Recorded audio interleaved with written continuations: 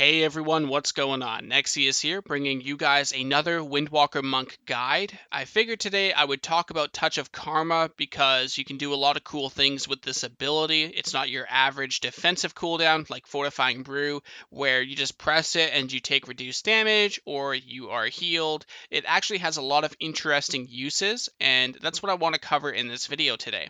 So in Legion, there are a lot of different ways you can use Karma offensively, and I want to go over some of these examples with you guys, and I also want to talk about some of the things you need to watch out for that can actually counter this ability. So while it is a cool defensive, it also works a bit differently than your average Fortitude or anything of that sort, because you can actually get rid of it in certain ways. So we'll talk about that and the basics first, and then we'll get into the cool offensive situations as well.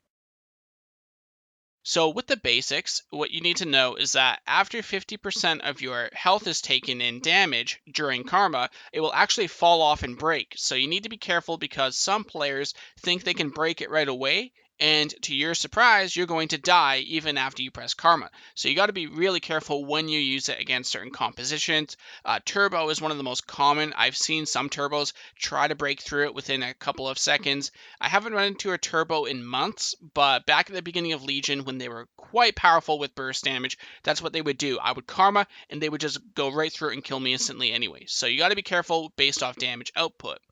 Now, another thing you should know is that Touch of Karma can also heal you for the damage that you're supposed to take. So the damage you're supposed to take, which gets redirected to the enemy, also heals you as well. So if you're looking for a way to not only keep yourself alive, but also to heal you and redirect damage, like it just has so many benefits to it while it's active. So important to note there. Now, in regards to its counters, Touch of Karma is countered by immunity effects, specifically Ice Block, Blessing of Protection, and Divine Shield. If you were to Touch of Karma a target, say the Mage or the Paladin, and then they use one of those abilities, it will take it off. So keep in mind that if you are facing a Mage or Paladin, that when you go to Touch of Karma, expect them to do this to you, and it will take it off right away, and they will try to kill you outright. So when you do Touch of Karma, be prepared to Transcendence Transfer, roll away, or whatever you need to do to get away, just in case they decide to use their defensive toolkit offensively in this manner to try and kill you outright. Now, for the offensive examples, one thing I like to do is I like to bait casters into casting a lot of big damage into me. And the way I do this is some classes out there actually have some big casted abilities. So you might be familiar with Full Moon from Druid. You might be familiar with Warlocks with Chaos Bolt or Thalkeels. We also have something else is missing. Ebon Bolt from Frost Mages, Greater Pyroblast. All of these have a long cast time, and once they're casted, they do a lot of damage. So when you see them casting this on you, you can either port away, roll away, whatever, but if you can't, Transcendence, or not Transcendence, Touch of Karma, and all of that casted damage will go into Karma and redirect it. So I have a quick example here that you're going to see in a second here, and it's going to show you exactly how I put this to use. I'm just running, honestly. Just chill. Chillax. I'm being hit through a wall. Why is Demo Pet stupid? I'm stuck in combat. Can I drop combat? I commented as Thalkeels. Druid's gonna take a lot of damage here. Okay, you're actually slowing him. I'm dropping more right here. He's actually fucking dead. Goodbye. Getting cap lock so he doesn't peel. How much should Karma do there? Enough that I can just one shot 1.2 million. Nice. Now, another specific scenario here is the Druid with Thorns. So, smart Druids will actually take Thorns off if you Touch of Karma, but you can get away with this in most cases, especially in the lower arenas or battlegrounds or whatever you're doing.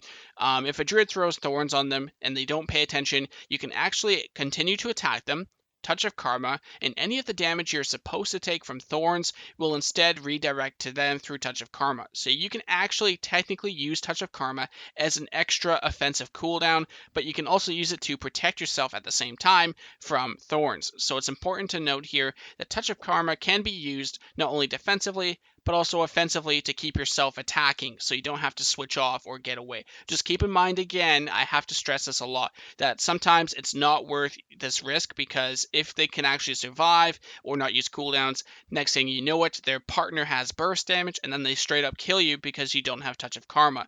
So only take this risk offensively if you know you can win the game, essentially, or you know you can get away during any kind of burst window, because you're most likely going to die otherwise. And the last offensive example that I have for you guys is my favorite Touch of Karma Diffuse combo. So when you're facing an Affliction Warlock and they stack, say, 3 or 4 unstable afflictions on you, when they get dispelled, they do a lot of damage to the person that actually dispelled it. So what you do is you get the Warlock to stack 3 or 4 unstables on you. Then you Touch of Karma, and then you diffuse magic afterwards. The diffuse magic will dispel all of the unstables on you, causing you to take a lot of damage, and that's going to go into your Touch of Karma, which then redirects it to the Warlock or whoever you use Touch of Karma on. So it's a great way to apply pressure as an offensive cooldown while also getting rid of the dots on you to keep you alive. So it's a really cool combo. I've one-shotted plenty of Affliction Warlocks this way. The only thing that's bad about this is that you have to be careful about 2 things. The first thing is that if they are queuing with a Holy Paladin, which happens a lot to me, the Holy Paladin will Blessing of Protection your Touch of Karma on the Warlock, which means not only do you now have no Touch of Karma, but they will actually not take any of the damage at all because of Blessing of Protection on them.